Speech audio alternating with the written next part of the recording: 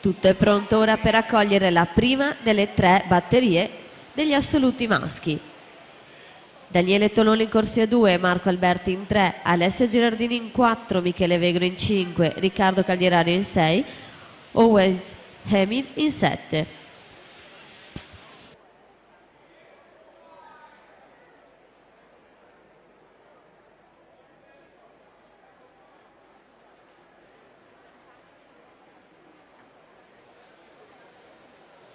Lucia Menegaldo 29-20 su Victorita Bogdaneci alla 4, 29-94.